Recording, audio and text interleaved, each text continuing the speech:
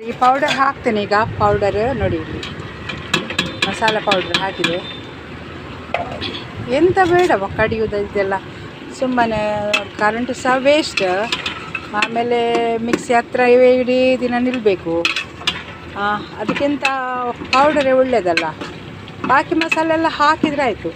ಮತ್ತು ಸುಕ್ಕ ಮಾಡೋದಾದರೆ ಹೀಗೇ ಮಾಡಿ ಅದಕ್ಕೆ ತೆಂಗಿನಕಾಯಿ ಸ್ವಲ್ಪ ಹುರಿದು, ತೆಂಗಿನಕಾಯಿ ಮತ್ತು ಬೆಳ್ಳುಳ್ಳಿ, ಜೀರಿಗೆ, ಕರಿಬೇವು ಸೊಪ್ಪು ಎಲ್ಲ ಹಾಕಿ ಹುರಿದು ಇದಕ್ಕೆ ಹಾಕಿದರೆ ಆಯಿತು. ಸ್ವಲ್ಪ ಕಲ್ಲಲ್ಲಿ ಜಜ್ಜಿ, ಕಲ್ಲುಂಟಲ್ಲ, ನನ್ನ ಹತ್ರ ಉಂಟು ಕಲ್ಲು, ಇಲ್ಲಿ ಚಿಕ್ಕ ಕಲ್ಲುಂಟಲ್ಲ, ಅದರಲ್ಲಿ ಜಜ್ಜಬೇಕು. ಜಜ್ಜಿ ಹಾಕಿದರೆ ಆಯಿತು ಅಷ್ಟೇ. ಮನೆಯಲ್ಲಿ ಮಾಡೋರಿಗೆ ಮಿಕ್ಸಿಯಲ್ಲಿ ಒಂದು ಸಲ ತೆಂಗಿನಕಾಯಿನ ಗರ್ರ ಅಂತ ಹಾಕಿದರೆ ಆಯಿತು. ನೋಡಿ ಕುದೀತಾ ಉಂಟು. ನಾನು ಈಗಲೇ ಕೊತ್ತಂಬರಿ ಸೊಪ್ಪು ಹಾಕೋದು, ಆಯಿತಾ. ಕೊತ್ತಂಬರಿ ಸೊಪ್ಪು ಹಾಕೋದು ನಾನು ಈಗಲೇ. ಅದರಲ್ಲಿ ಬೇಯ್ತದಲ್ಲ, ಆಮೇಲೆ ಬೇಕಾದರೆ ಸ್ವಲ್ಪ ಮತ್ತೆ ಇಳಿಸುವಾಗ ಹಾಕ್ಬೋದು. ಇನ್ನು ಬೇಯ್ತಾ ಇರ್ತದೆ, ಆಯಿತಾ. ಎಲ್ಲರೂ ಬನ್ನಿ. ಪರೋಟ ಮತ್ತು ಚಪಾತಿ, ಕೋಳಿಗಸಿ, ಪುಳಿಮಂಚಿ ಉಂಟು, ಪುಳಿಮಂಚಿ, ಆಯಿತಾ.